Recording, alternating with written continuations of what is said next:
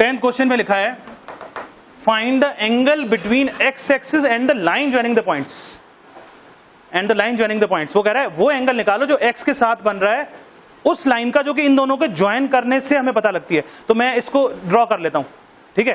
तो जब इस फिगर को मैं ड्रॉ करूंगा तो ये जो दो पॉइंट है कौन से क्वाड्रेंट में, ये बताओ मुझे, इनका क्वाड्रेंट क्या है। और देखो एक खास बात, दोनों का क्वाड्रेंट सेम है, X negative Y X positive Y negative है।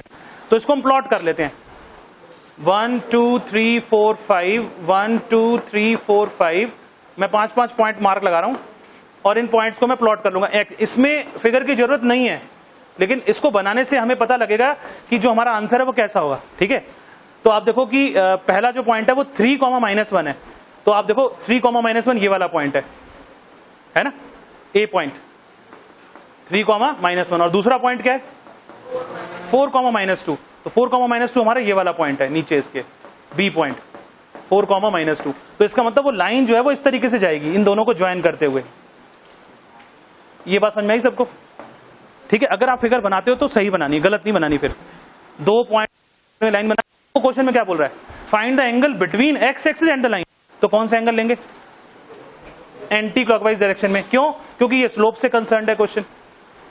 क्योंकि हमारी लाइन जब लाइन आएगी तुम्हारे सामने कोई आप सबसे पहली चीज जो मिलेगी वो स्लोप होगा। आप क्या पढ़ रहे हो अभी, स्लोप पढ़ रहे हो। किसके लिए पढ़ रहे हो, लाइन के लिए। स्लोप किसी पॉइंट के लिए नहीं होता, स्लोप हमेशा किसका होता है, लाइन का। स्लोप एक यूनिटलेस क्वांटिटी है। तो स्लोप एक ऐसी चीज है जो कांस्टेंट है एक लाइन के लिए। एक लाइन है, लाइन की जो लेंथ होती है वो हम मेजर नहीं कर सकते, लाइन दोनों तरफ एक्सटेंड की जा रही है।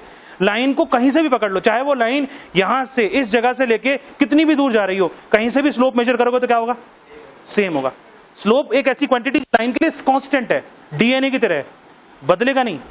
इसका मतलब क्या हुआ कि एक लाइन के स्लोप से हमें क्या क्या पता लग सकता है वो हमें इस चैप्टर में पढ़ना है। तो ये जो लाइन है इसका हमें क्या पता करना है, ये एंगल पता करना है। ये क्वेश्चन है, देख लो क्या लिखा हुआ है, find the angle between x axis and the line joining the points. तो हमने 2 पॉइंट को ज्वाइन करने में लाइन ड्रॉ कर दी और उसका देखा कि एक्स के साथ कितना एंगल बन रहा है, थीटा एंगल बन रहा है। हमें पता ही नहीं एंगल क्या है।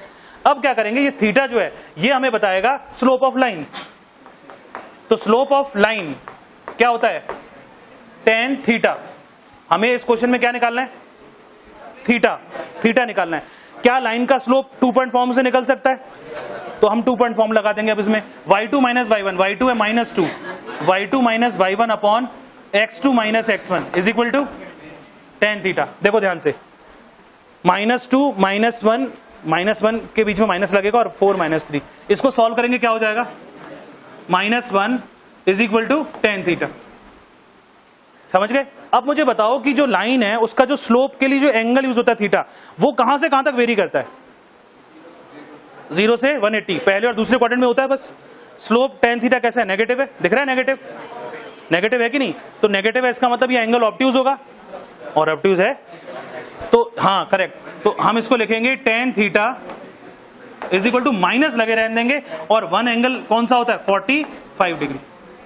इस बात को समझो, मैंने माइनस को लगे रहने दिया है, 1 को लिखा tan 45। अब आप बताओ ये माइनस क्यों आया है, क्योंकि ये एंगल कौन सी डायरेक्शन में है, क्लॉकवाइज।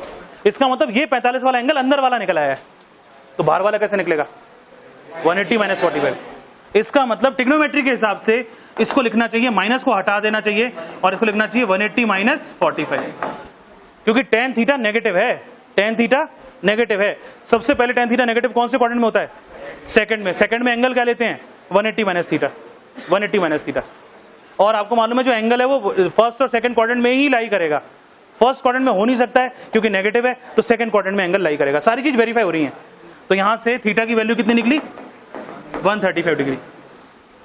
जो भी कोई चीज इस चैप्टर में करनी है बड़ी सोच समझ के और पूरे ध्यान से करनी है, और जितना हम उस क्वेश्चन में सोच सकते हैं उतना सोचो, जितना हम उसके अंदर डिस्कशन कर सकते हैं उतना डिस्कशन करो, वो अच्छा है हमारे लिए, ठीक है। हर क्वेश्चन को उस तरीके से करना है ताकि आपको उसमें से और भी चीजें सीखने को मिले।